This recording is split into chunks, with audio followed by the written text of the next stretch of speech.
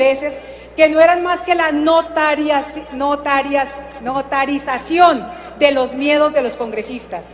70 congresistas, 70 senadores de 102 tuvimos que venir aquí a notarizar nuestros miedos, porque el congresista vive intimidado, asustadizo, de demandas de pérdida de investidura en el Consejo de Estado, de denuncias penales en la Corte Suprema de Justicia, de disciplinarios ante el procurador, y déjenme decirlos, así cual representación del pueblo, limitada la independencia, la dignidad y la autonomía del Congreso, no se puede decir que aquí haya una representación del pueblo independiente y digna, como lo requiere un Estado democrático de derecho.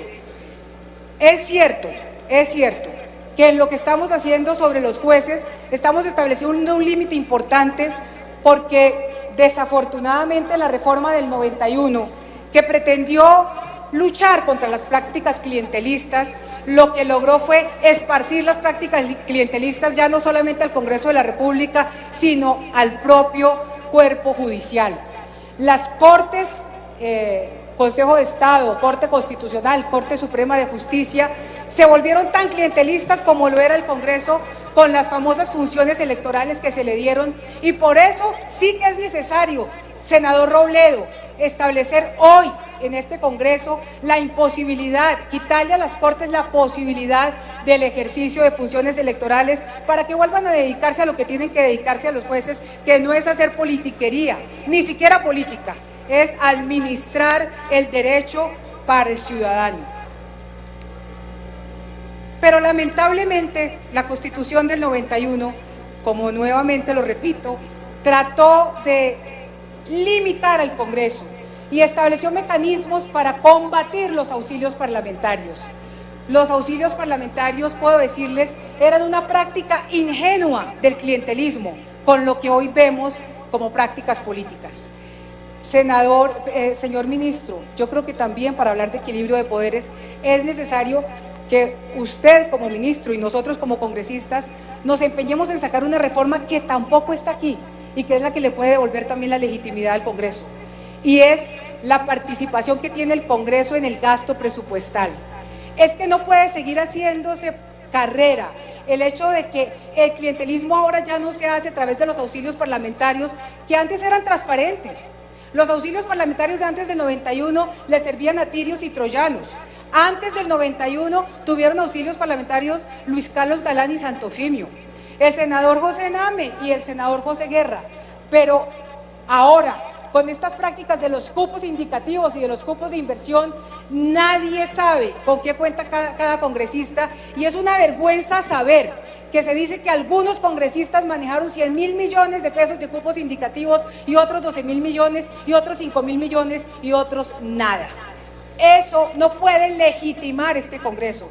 Las prácticas de indicación de los cupos para las regiones deben ser prácticas cristalinas, transparentes. Los congresistas deben tener derecho de direccionar los recursos presupuestales para sus regiones, pero como una cosa transparente y abierta al país, y no como una negociación por debajo de la mesa en donde le va mejor al congresista porque está en una comisión económica o porque tiene mejor o menor simpatía del gobierno. Esa reforma no está aquí, y por eso digo que apenas tenemos construido un primer eslabón y que nos falta mucho por caminar si queremos devolverle al Congreso la independencia y la legitimidad que se merece ante el país. Pero además, yo quiero llamar la atención sobre el papel de la Corte Constitucional hoy.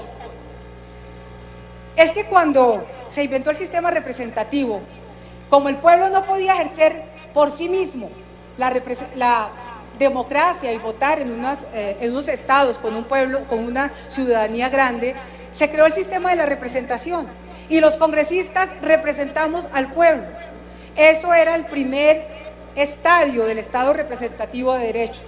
A partir de la Constitución del 91 se creó el Estado constitucional, y el Estado constitucional significa que por encima de la Constitución no hay nada, pero es que quien dice qué es y qué dice la Constitución es la Corte Constitucional. Y aquí hay que tener mucho cuidado, porque por encima de la Constitución hoy está la Corte Constitucional. Eso tampoco lo hemos tocado en esta reforma. Y para hablar de un equilibrio de poderes, sí que hay que meter en cintura los poderes de la Corte Constitucional, que vive autohabilitándose diariamente. La Corte Constitucional ya se arrogó el poder de sustitución de la Constitución y es la que dice hoy que el Congreso no puede hacer reformas constitucionales a menos que la Corte considere que caben dentro del poder de reforma. Y ha sido tan equívoco ese ejercicio de esa función autohabilitada por la Corte que le pareció que la reelección no sustituía a la Constitución. Pero un acto legislativo que hicimos aquí para hablar sobre el conflicto de intereses, para decir que no había conflicto de intereses cuando se votaban actos legislativos, dijo, aquí sí hay sustitución y se cae esa reforma legislativa. Por eso no habrá equilibrio de poderes mientras la Corte Constitucional pueda seguir autohabilitándose funciones y reclamando poderes y funciones que la Corte le ha señalado al Congreso y que hoy han sido secuestrados por la Corte Constitucional.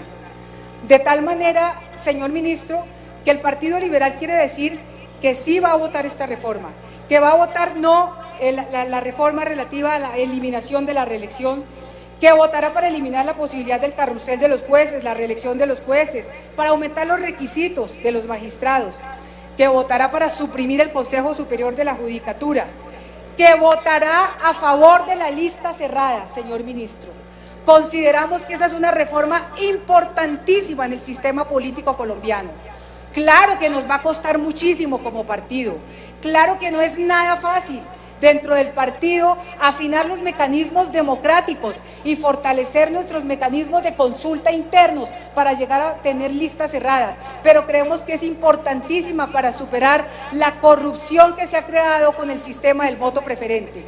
El sistema del voto preferente ha encarecido las campañas políticas y ha hecho, obviamente, el corolario de unas campañas que se encarecen es el aumento de la corrupción, porque la financiación de las campañas va directamente proporcional, los gastos de las campañas, a la posibilidad de la corrupción en la política. Por eso votaremos sí a la lista cerrada y votaremos sí al voto obligatorio, que no es un principio contradictorio con los postulados liberales, porque la ciudadanía tiene que hacerse responsable de su democracia.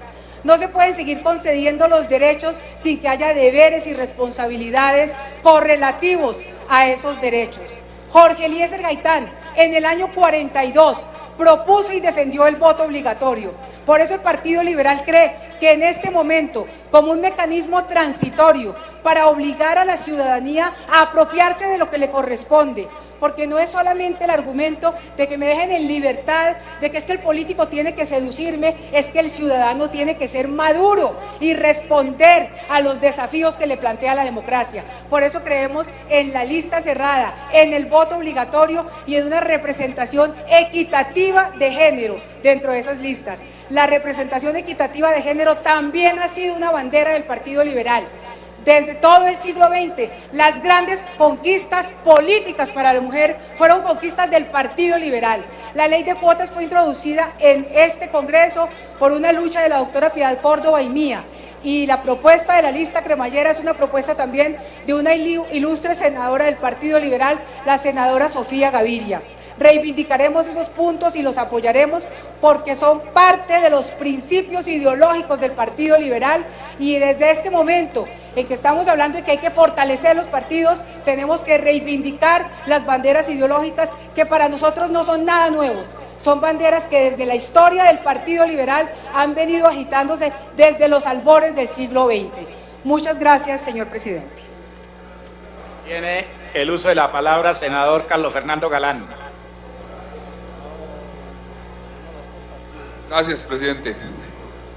Presidente, en primera instancia yo quiero pedirle a la Secretaría, al secretario, como decía el senador Serpa hace unos días, por si las moscas, teniendo en cuenta la discusión que hubo ayer sobre impedimentos, que me certifique que fue negado mi impedimento frente a los artículos que presenté el día de ayer, que quede claro eso para la intervención que voy a hacer.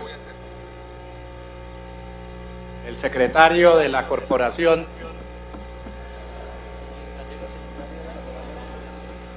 Mientras llega el secretario, le doy la palabra a Eduardo Enríquez y después se la doy a usted.